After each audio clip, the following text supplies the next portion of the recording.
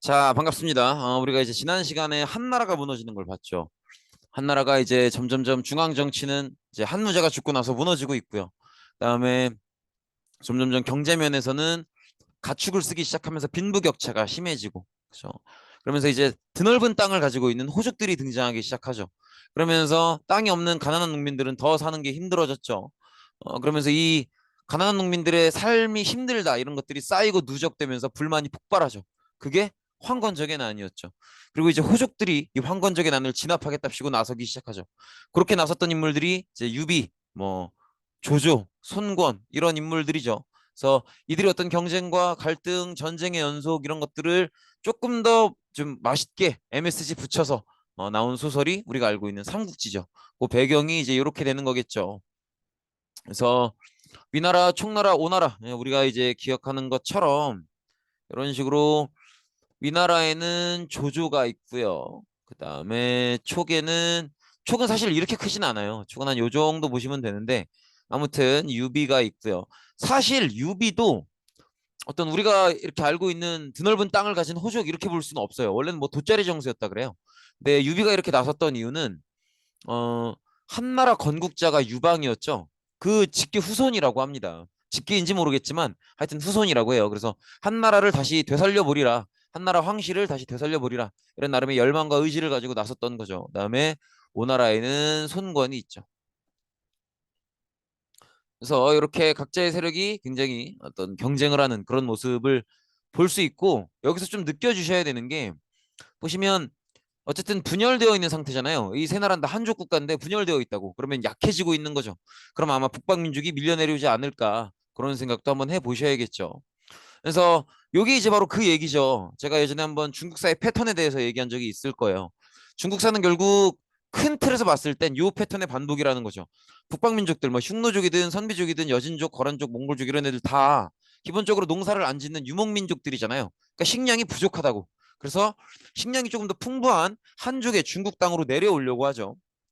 근데 한족이 세운 나라가 튼튼하면 못 내려오는 거고 만약에 한족이 세운 나라가 조금 약하면 바로바로 내려오는 그런 모습을 보인다는 거죠.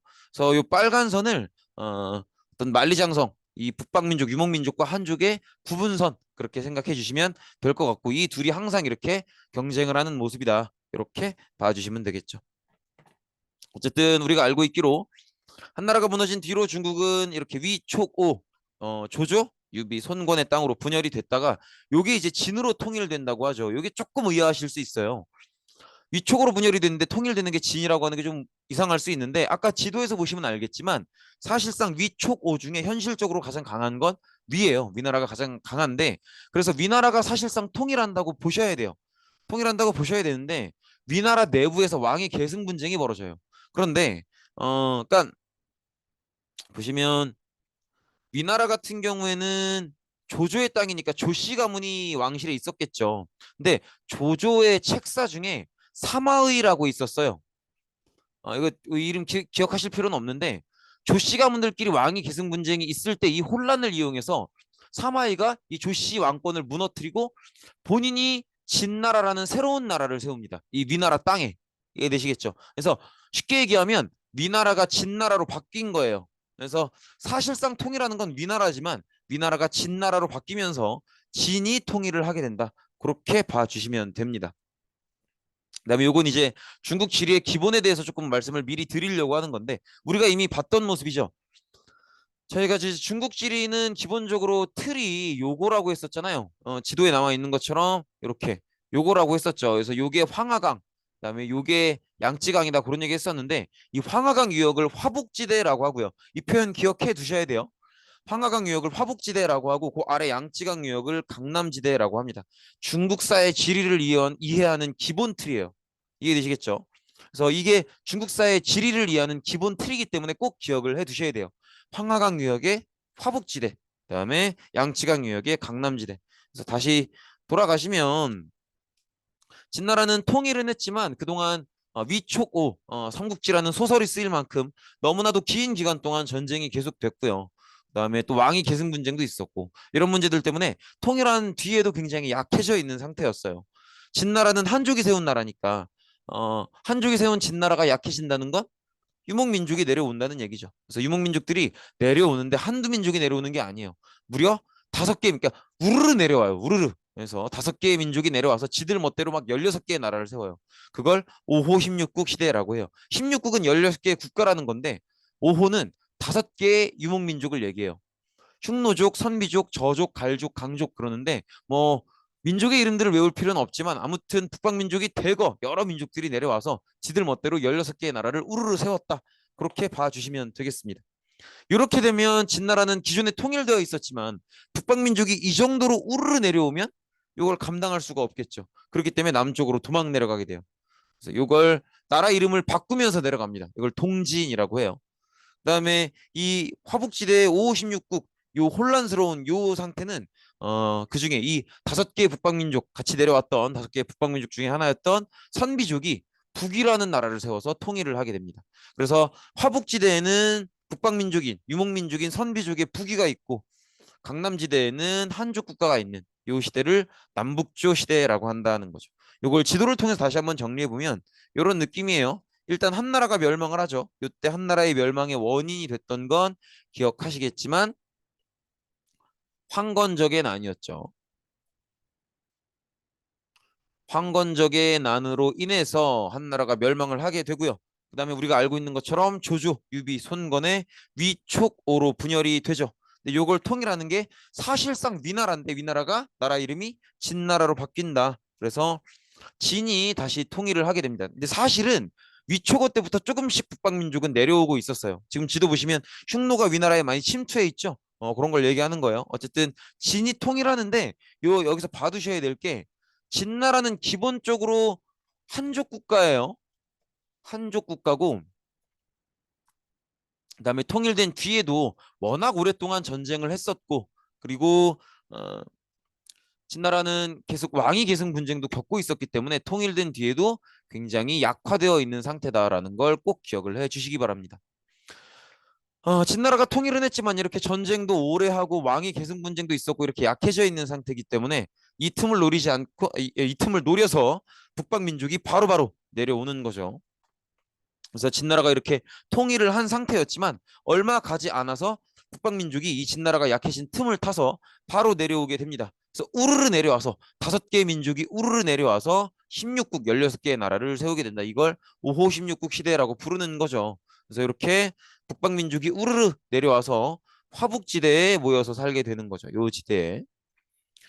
어, 그래서 이렇게 막 엉망진창으로 화북지대를 막 5개의 민족이 내려와서 16개 나라를 세우는 그런 모습을 만들어 놓고 이 한족의 진나라는 이걸 피해서 강남으로 나라 이름을 동진으로 바꿔서 도망 내려가게 된다는 거죠. 이런 식으로.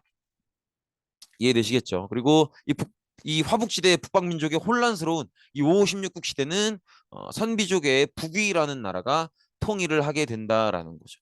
그래서 결과적으로는 이렇게 된다는 거죠. 그래서 보시면 이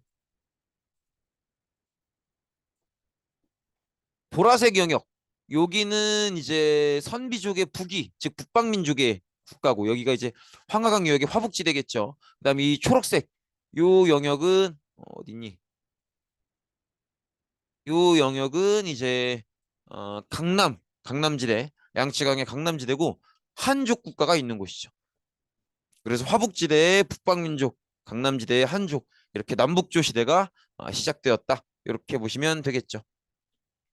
그래서 이렇게 북방 유목민족이 진나라가 약해진 틈을 타서 화북지대로 내려왔고 그다음에 진나라의 한족은 강남지대로 도망 내려갔다. 그다음에 화북지대는 되게 5호 16국으로 혼란스러웠다가 이 북방민족 중에 하나였던 선비족이 통일을 해서 북유라는 국가로 통일된다. 이렇게 보시면 되겠죠. 그래서 이런 지도의 모습이 최종적으로 나타나게 되는 거죠. 그래서 이 빨간 박스는 북방민족에 해당하고 지리적으로는 황하강 유역의 화북지대가 되겠죠. 그래서 한번 써줄까요? 이렇게 황하강 유역의 화북지대가 될 거고요. 그다음에 요 까만 박스는 한족이죠. 그래서 양쯔강 유역의 강남지대다. 양쯔강 유역의 강남지대다. 이렇게 보시면 되겠죠. 그래서 이런 형태가 된다라는 거고요. 그다음에 이제 문벌귀족의 성장인데요. 문벌귀족은 사실은 이제 정부에서 관리를 뽑는 얘기예요. 여기 이제 위나라 때 시작이 되는 제도인데 부품중정제라고 합니다. 근데 이 제도는 위나라 때 시작이 돼서 나중에 통일될 때까지 계속 시행이 돼요. 위진남북조 내내 시행이 되는 그런 모습인데 여기 이제 어떤 제도냐면 기본적으로는 추천제예요. 그래서 중정관이라는 관리가 있어요. 중정관이라는 관리가 있는데 이 중정관을 각 지역으로 보냅니다. 그러면 중정관이 각 지역에 가서 뭘 하고 다니냐면 사람들한테 물어봐요. 그 동네 사람들한테 이 동네는 좀 누가 좀 마음씨도 착하고 아는 것도 많고 공부도 많이 돼 있고 똑똑합니까? 이렇게 물어봐요. 누가 괜찮냐고. 그럼 대답을 해주겠죠. 이 사람이 괜찮습니다. 이렇게 대답을 해줘요. 그럼 이제 그 사람이 진짜 괜찮은지를 봐서 상태가 괜찮으면 중앙정부로 추천을 하는 거지. 그럼 중앙정부가 봐서 진짜 괜찮은 사람이다 싶으면 그때 일을 시키는 거예요. 그럼 이 사람은 이제 관리가 되고 출세하는 거죠. 그런 식으로 이제 정부에서 관리를 뽑기 위한 제도가 국품중정제인데 핵심은 추천제라는 거죠. 추천제. 근데 이게 이제 추천제라고 하니까 아마 뭐가 문제인지 예상이 되실 거예요. 그죠? 뭐가 문제냐면 어, 원래 기존의 지배층은 한나라 말기부터 누가 지배층이에요? 호족이죠. 호족은 세력들이 많잖아요. 자기한테 땅을 빌려서 농사 짓는 가난한 농민들도 있고, 자기가 원래 데리고 있는 노비들도 있고, 자기가 그냥 세력이 세기 때문에 자기를 따라다니는 그런 추종 세력도 있고, 막 그렇단 말이야. 이렇게 원래 세력이 세니까 호족은 정보력도 좋아요. 그래서 중정관이 어떤 사람이 언제 오는지 다 알아요. 그래서 중정관이 오면 어떻게 하는 거야? 마중 나가서 대접해 드리는 거죠. 우리 집으로 오시라고 하고 맛있는 음식도 드리고 이거 되게 비싼 술이다 이러면서 또 드리고 그래서 오늘 아마 오시는 길 굉장히 피곤하셨을 텐데 여기서 주무시라 하면서 방도 마련해 드리고 그렇게 며칠 지내다 보면 자기 아들 보여주는 거죠. 우리 아들이 저래 보여도 공부 좀 한다. 봐라 이러면서 그래서 또 이제 올라갈 때 아, 고생하셨다고 여비하시라고 돈도 좀 찔러드리고 이런 식이 되는 거지. 그러면 중정관은 올라가서 누굴 추천하겠어요? 호족 본인이나 호족의 아들들만을 추천을 하는 거죠. 그래서 결과적으로는 사실은 그 동네에 정말 사람 괜찮고 똑똑한 사람 추천하라고 있는 제도인데 결과적으로는 그 사람이 진짜 똑똑한지 아닌지 몰라도 호족의 아들들만 추천을 하게 되는 거죠. 그래서 이 구품 중정제를 통해서 대대로 호족의 아들들만 가문의 그러니까 어떤 관리의 자리에 오르는 거죠. 그래서 이런 식이 된다는 거지. 그래서 호족이 대대로 관직을 독점하게 되고요. 그래서 호족이랑 문벌귀족은 차이는 간단해요. 관직이 있으면 문벌귀족이고 관직이 없으면 호족이에요. 그러니까 땅만 많고 관직 없으면 호족이고 땅 많고 관직까지 있으면 문벌귀족이 되는 건데 호족이었던 사람들이 부품중정제를 통해서 문벌귀족이 되는 거죠. 그러면 각각의 요 계층이 등장하는 시기도 보셔야 돼요. 호족은 이미 한나라 말기에 등장하고 있죠. 그렇죠? 호족은 이미 한나라 말기에 등장을 하고 있고요. 그 다음에 문벌귀족은 언제 등장하는 거예요? 위진남북조 들어가야 등장을 한다. 뭐를 통해서?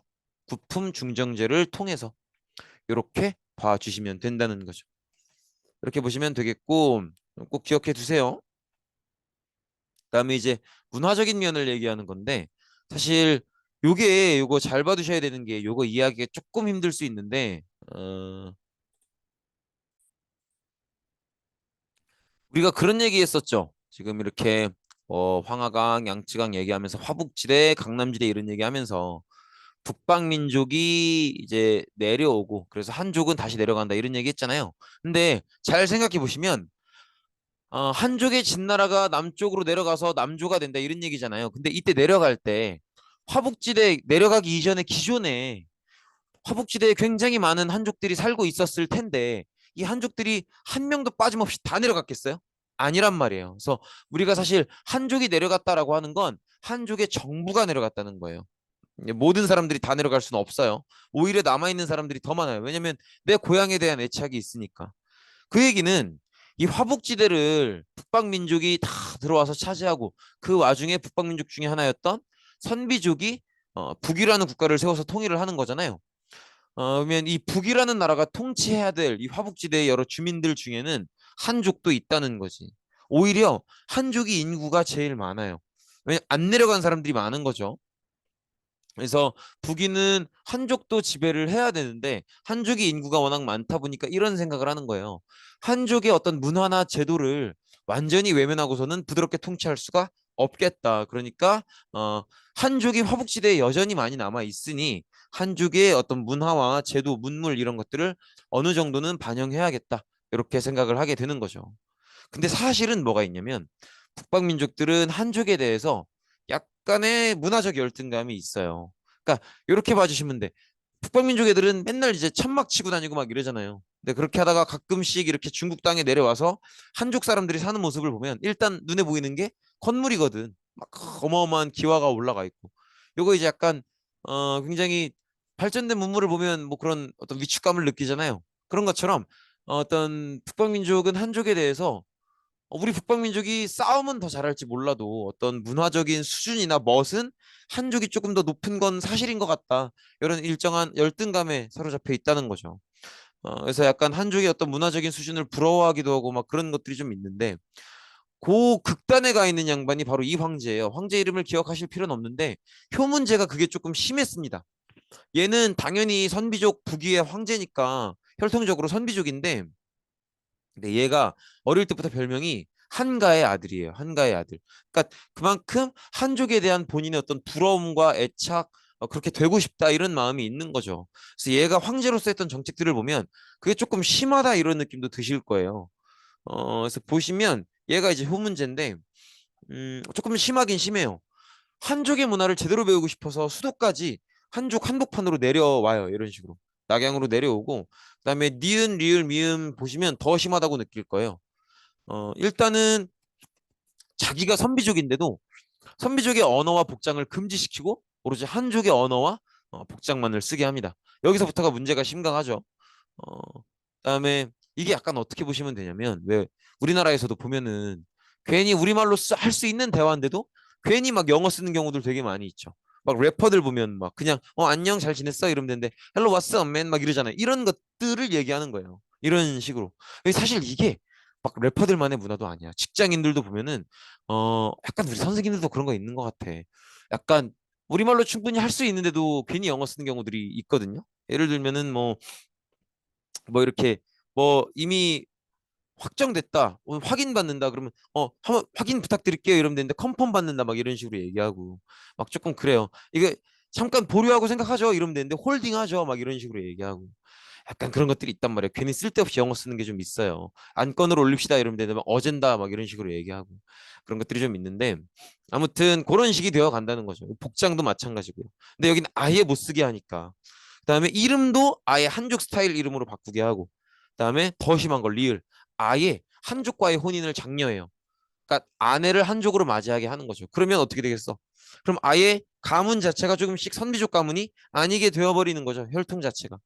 그러니까 이렇다 보니까 이게 문제가 언제 생기기 시작하냐면 1세대들은 황제가 시키니까 어쩔 수 없이 그냥 하겠죠. 근데 이제 문제는 언제 생기기 시작하냐면 2세대들부터 문제가 생기기 시작하는 거예요. 이 2세대들 입장에서 보면 2세대들 입장에서 보면 이제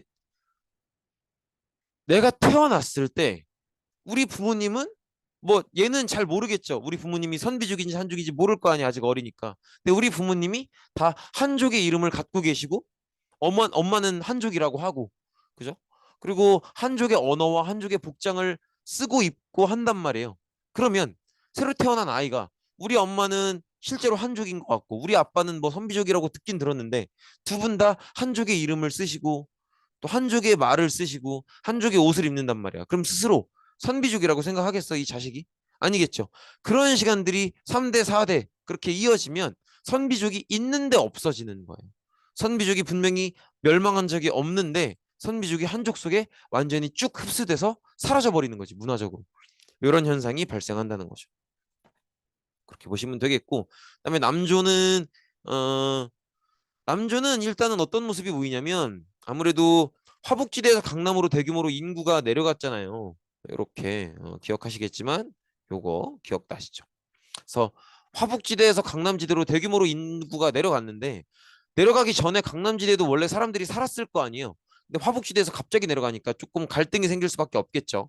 그렇다 보니까 이제 좀 왕조가 자주 바뀌고 이런 모습도 보여요. 그래서 처음엔 동진이었다가 송, 재, 양, 진 이런 식으로 바뀌는 모습도 보인다는 거. 정도 봐두시면 되겠고, 근데 이건 중요한 게 아니야. 더 중요한 건 뭐냐면 경제면이에요. 경제면. 가만 생각해 보면 요 화북지대와 강남지대 중에 어디가 농사가 잘 되겠어요? 농사라고 하는 건 식물을 기르는 거죠. 따뜻한 남쪽 나라에서 잘 되겠지. 그러니까 아무래도 화북보다는 강남이 농사가 잘 지어져요. 근데 강남으로 내려온 원래 화북에 살았던 한족들은 화북에서도 농사를 잘 지었던 애들이잖아요. 그러니까 화북은 강남보다도 농사가 상대적으로 안 되는 땅인데 거기서도 농사를 잘 지었던 애들이야. 그러니까 강남으로 내려오는 원래 화북에 살았던 한족들은 농업 기술 수준이 높은 거지. 그런데 이 기술 수준이 농업 기술 수준이 높은 화북 한인들이 강남으로 내려왔어. 그럼 뭐까지 만나는 거야? 환경까지 만나는 거죠. 그러면 농사가 대박이지. 그래서 오히려 경제적으로는 더 발달하는 모습을 보여요. 그래서 이런 식으로 강남의 농업 생산량이 크게 올라가면서 농업 생산력이 올라가면 우리가 예전에 배웠던 그게 그대로 적용되는 거죠. 농업 생산력이 올라가고 식량이 많아지고 그럼 먹고 남는 게 생기고 팔아야 될 거고 나 같은 사람들 많아지고 그럼 시장 화폐가 발달하고 상업이 발달하고 직업의 다양화까지 그래서 쭉 이런 식으로 발달하는 모습을 보인다는 거죠. 그래서 한족이 내려간 남조에서는 도망 내려간 거지만 오히려 경제는 더 발달하는 그런 모습을 볼 수 있다는 거죠. 그래서 농업은 뭐 당연한 거고 직업의 다양화 얘기했었죠. 수공업까지도 발달하는 그런 모습을 보이는 거지. 그래서 인구가 이렇게 화북에서 강남으로 특히나 요 인구 이동은 한족을 얘기하는 거죠. 한족을 얘기한다. 그다음에 산업은 사실 산업적 발전이라고 하는 건 농업의 발전을 시작으로 당시에 가능한 거의 모든 산업이 다 발전을 해요. 심지어 예술까지도. 왜냐면 이제 먹고 사는데 여유가 생기면 아름다운 걸, 좀 예쁜 걸 찾게 되죠. 그러면서 이제 예술까지도 발전을 하는 거죠. 그다음에 새로운 종교와 사상인데요. 일단 북조부터 보면 북조는 기억하시겠지만 요 북조가 어디 얘기하는 거야? 요거 황하강유역의 화북지대 얘기하는 거죠. 즉 북방 유목민족을 얘기하는 거예요. 그죠? 맞죠? 근데 기억해 보시면 얘들은 한화 정책하면서 한족을 따라하려 그랬잖아요. 근데 얘들이 열심히 한족을 따라하려고 해도 쉽게 따라할 수 없는 게 있어요. 그게 뭐냐면 한족의 철학적 바탕이죠. 원래 한족의 철학적 바탕은 얘들을 왜 한족이라고 하냐면 한족의 한자를 이렇게 써요. 이렇게 쓰거든요. 이거 기억나시죠? 이게 한나라 한자란 말이야. 중국인들의 주를 이루는 한족을 왜 한족이라고 하냐면 이들의 문화적 정체성이 한나라 때 거의 완성이 됐다고 보기 때문에 이렇게 부르는 거예요. 그러니까 한나라 때 선택했던 철학적 바탕이 뭐였어요? 유가였죠. 그러니까 한나라 때부터 한족의 철학적 바탕은 쭉 유교인 거예요. 근데 이 유교가 수준이 굉장히 깊다고요. 굉장히 어렵고. 그러니까 북조 입장에서는 단순하게 쉽게 그냥 따라할 수 있는 게 아닌 거인 거지. 그래서 북조는 유교를 따라할 걸 포기하고 유교에 대응해서 자기들만의 불교라는 문화를 이제 받아들이게 되는 거죠. 뭐 인도에서 출발하는 문화지만 어쨌든 유교 대신에 불교를 발달시키게 됩니다. 그래서 이런 식으로 뭐 왕실 귀족의 보호도 받고요. 불경을 막 번역하기도 하고 제일 대표적으로 석굴사원이 많이 만들어져요. 석굴사원은 우리나라 석굴암 생각하시면 돼요. 이제 돌산에 굴을 파 들어가서 거기다가 사원을 절을 짓는. 근데 사실은 절을 짓는다라는 표현보다는 불상을 만들어서 그걸 모셔놓는 거죠. 그래서 이렇게 보시면 돼요. 이런 식으로 생겼어요. 이런 식으로. 이런 식으로 북조에서는 석굴사원을 만드는 그런 방식으로 불교를 발전시키는 모습을 보이고요. 이렇게 북조를 통해서 한반도 우리나라까지도 불교가 전파가 되죠. 그래서 이때 불교를 받아들였던 게 우리나라에서는 고구려 백제고 고구려 백제를 통해서 나중에 신라한테도 전파가 되죠. 그렇게 보시면 되겠고 그다음에 남조인데 남조는 원래는 한족이니까 유교 중심이어야죠. 근데 유교에 대해서 조금씩 관심이 멀어져요. 왜냐면 지금 한족은 북방민족한테 얻어맞고 도망 내려왔죠. 근데 유교의 설명 논리에 따르면 북방민족보다 한족이 우월하거든. 그러니까 한족은 북방민족한테 당하면 안 되는 거예요. 근데 유교가 현실을 설명해 주지 못하고 있는 거죠. 그래서 유교가 조금씩 관심이 멀어지고요. 그리고 청담 사상이라는 게 유행을 하는데 청담이라고 하는 건 저기 이제 말글 청자의 이야기 담자예요. 그러니까 이제 맑은 이야기 이런 의미인데 이 청담사상을 대표하는 모습이 저 중림칠연입니다. 이 중림칠연은 뭐냐면 이 중림이 대나무 숲이에요. 대나무 숲에 7명의 현자들 이렇게 되어 있는 건데 사실은 별거 없습니다. 뭐 대단히 현명한 사람들이 아니고 모여서 그냥 수다 떨고 있는 거예요. 이렇게 저렇게 가볍게 놀고 있는 거야. 이렇게 좀 약간 편안한 뭐 큰 어떤 욕심이 없는 이런 모습을 보이는 거죠. 이게 왜 그러냐면 일단은 북방민족한테 쫓겨내려온 거니까 유교에도 좀 관심이 멀어지고 전반적으로 의욕이 떨어져 있는 상태예요. 그렇기도 하고 경제가 되게 발달해 있죠. 기억하시죠? 기술과 환경이 만났다. 그래서 화북 쪽에 농사가 상대적으로 잘 안 되는 화북에서 농사를 지었던 사람들이 그 기술력을 가지고 농사 잘 되는 강남으로 내려왔기 때문에 더 농업 생산력이 올라가고 그걸 시작으로 경제가 더 발달했다 이런 얘기 했을 거예요. 그러니까 쉽게 얘기하면 경제가 발달해 있기 때문에 얘들은 창고에 먹을 게 그렇게요. 그래서 먹고 살 걱정이 없는 거예요. 내가 딱히 별 의욕도 없고 먹고 살 걱정도 없으니까 그냥 이렇게 그냥 편안한 모습. 그래서 뭐 뭘 그렇게 특별하게 하냐? 여기 앉아서 얘기나 하자. 이런 분위기가 되는 거죠. 가만 생각해 보시면 이거랑 가장 가까운 제자백가의 철학이 이제 기억나실 걸? 바로 도가죠, 도가. 그래서 도가가 점점 인기를 얻다가 아예 종교화 돼 버려요. 도교 이 도가를 주장했던 건 노자였죠.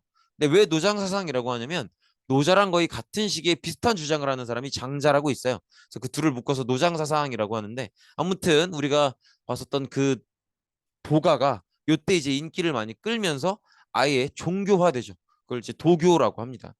이런 모습도 볼 수 있고 그다음에 역시 경제가 발달하고 돈 많은 동네답게 귀족 문화가 또 발달을 합니다. 그래서 시 서예 하면 이제 붓글씨, 글씨 쓰기 이런 거죠. 지금의 캘리그래피 같은 거죠. 그다음에 회화는 그림이고 이런 것들이 발달을 하는데 역시 이제 경제가 많이 발달했기 때문에 여유로운 모습을 보여주는 거죠. 그래서 조금 자료를 보시면 요런 게 이제 일종의 서예죠, 서예. 왕이지의 난정서라는 글인데 뭐 이 사람 이름이나 작품 이름을 알아달라는 게 아니고 여기서 보셔야 될 건 국가 이름이에요. 국가 이름.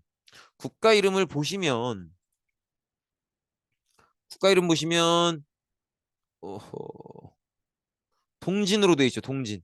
동진이 기억하시겠지만 진나라 무너지고 나서 이제 화북의 북방민족을 피해서 강남지대로 돌아와서 만든 첫 번째 나라가 동진이거든요. 그러니까 동진은 남조 한족 국가예요. 이해되시겠죠? 그다음에 고개지의 여사잠도도 국가가 중요합니다. 동진이죠, 동진. 그러니까 요 앞에서 봤었던 그 붓글씨도 그렇고 얘도 그렇고 동진이라는 즉 경제가 발달해 있는 한족의 남조 국가에서 발달을 했다. 그래서 그렇게 보시면 되겠죠. 그래서 최종적으로는 이렇게 정리해 두시면 되겠습니다. 이해되시겠죠? 이렇게 보시면 되겠습니다. 고생 많으셨습니다. 오늘 수업은 여기까지입니다.